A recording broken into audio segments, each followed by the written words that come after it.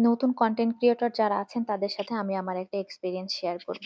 আমি দীর্ঘ ৪ বছর ধরে ফেসবুকের সাথে যুক্ত আছি। এখানে ছোট, ছোট অনেক কিছু বিষয় আমি ফেস করেছি বা অনেক সময় দেখা যায় যে অনেক ভুলও করেছি, সেগুলো আপনাদের সাথে তুলে ধরব। সবথেকে বড় কথা, ফেসবুকে টিকে থাকতে হলে অবশ্যই আপনাকে প্রচুর ধৈর্যশীল হইতে হবে। ফেসবুকে এখন কনটেন্ট মনিটাইজেশন এভেইলেবল হয়ে গেছে, সবাই পেয়ে যাচ্ছে। বাট আগে এভেইলেবল ছিল না, যদিও ধৈর্যের পরিমাণটা আমার মনে হয় কমে গেছে এখন। আগে বছরের পর বছর কাজ করে গেলে তারপরে কনটেন্ট মনিটাইজেশন পাওয়া যেত। কিন্তু পাওয়ার পরে সেটা অনেক বেশি লাভবান ছিল। কারণ ওই সময় ডলার অনেক বেশি দিত, আর এখন যেটা একদমই দিচ্ছে না।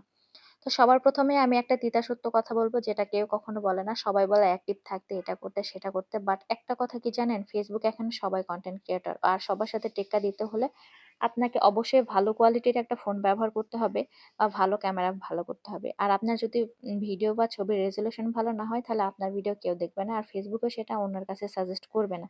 আর সবকিছু ভালো হলেও যদি আপনার কপালে না থাকে, তাহলে সেটা আপনি কখনোই আগাইতে পারবেন না। আর ভুলভাল ভিডিও ফেসবুকে দিয়ে দেখা যায় যে ২-১ দিন টিকে থাকতে পারবেন। ২-১ দিন আপনার ভিডিওটা ভাইরাল হবে। কিন্তু পরবর্তীতে সময় দেখবেন যে আপনি একদম নিচে নেমে যাচ্ছেন। অতএব ধৈর্য ধরে কোয়ালিটিফুল ভিডিও আপলোড করবেন। আর অবশ্যই অরিজিনাল সেটা আপনার নিজের হতে হবে। অন্যের ভিডিও কখনো আপলোড করবেন না। আর সবাই একটা কথা বলে ফেসবুকে অ্যাক্টিভ থাকে। অবশ্যই অ্যাক্টিভ থাকতে হবে। তবে নিজেরটা সামাল রেখে বা নিজের কনটেন্ট তৈরি করে তারপরে আপনি অ্যাক্টিভ থাকবেন। নিজের কনটেন্ট বাদ দিয়ে যদি অন্যের পেজে সারাক্ষণ ঘুরে বেড়ান বা অ্যাক্টিভ থাকেন, সেক্ষেত্রে কিন্তু আপনার কোনো লাভ হচ্ছে না। যাদের পেজে অ্যাক্টিভ থাকছেন তাদেরটা লাভ হচ্ছে। তাই সবাইকে সাপোর্ট করবেন, কারণ একা, একা সামনে আগানো সম্ভব না। কিন্তু অবশ্যই নিজের দিকটাও আপনারা খেয়াল রাখবেন।